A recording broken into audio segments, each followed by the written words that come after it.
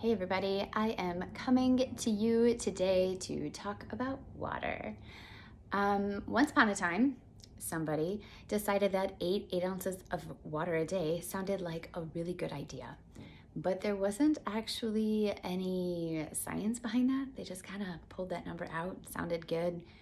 Um, and so today there is so much information, but so much misinformation about water and how much we should drink. There are people that insist that you only need 64 ounces. There are people that are insistent that you need to drink a gallon a day. And the answer for most people is probably somewhere in between there. And there's a lot of factors at play. There are things that dehydrate you, and there are things that hydrate you. If you're drinking coffee or alcohol or soda, you're dehydrating yourself. Green and black teas to some extent dehydrate a little bit. Herbal teas, they count more towards like the water, right? They're gonna hydrate you. You're eating lots of fruits and vegetables that have a high water content. Think watermelon, cucumber. You're hydrating yourself with your food choices. Where we live can affect our hydration levels. The higher the altitude, the more water that you need. The higher the humidity, the more water that you need. And then things that you're doing in your daily life. Are you outside exercising in the sun in the humidity at a high altitude? Man, you better really jack your water intake up, right? So you have to kind of see first how much you're drinking. Track how much water you're drinking and how do you feel? And then from there, decide like, yeah, I probably should go up a little bit and just increase your water a little bit every day.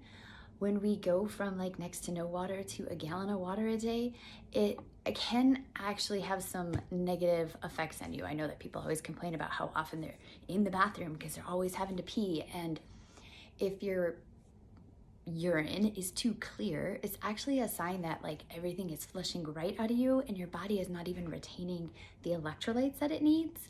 Think of like when you were sick as a kid and you were given electrolytes in the form of like Pedialyte, or maybe you played a sport and you had a parent buy you like Powerade or Gatorade. Those drinks were created to replenish our electrolytes. So there is some sugar in there and there is some salt in there, and then it is water-based. When I run my Ragnar relays and I go somewhere where it's gonna be hot, the couple of days before the race, I make my own electrolyte water at home. I use some orange, lemon, lime juice, little salt, and honey. And I mix it up with water and I drink that, and that helps me pre-hydrate before my race so that I can stay better hydrated while I'm running my legs out in the humidity and out in the sun. There are some companies that make better electrolyte drinks than other companies, right? Like Gatorade was really created for athletes. And if you're not an athlete sweating at and expending the energy level at an athlete level, you probably don't need Gatorade. But it is possible, as you're increasing your water intake, that if you're flushing too much out, you either need to slow the rate in which you're increasing every day, or you need to find a way to replenish some of those electrolytes so that your body doesn't lose all the goodness as it learns to drink more water. But again, I encourage you to just start with tracking how much water you drink in a day, and then from there decide to slowly increase. You can set a timer to go off on your phone. There's apps called like Waterlogged. Some people, they're Fitbit watches. You can program them to go off every hour, and you just let that be your reminder to fill up your water. Find a water bottle or a straw or a jug or something that motivates you to drink your water. And the other thing that I'm gonna say too is the earlier in the day that you drink your water, the better, because the longer until you're in bed at night.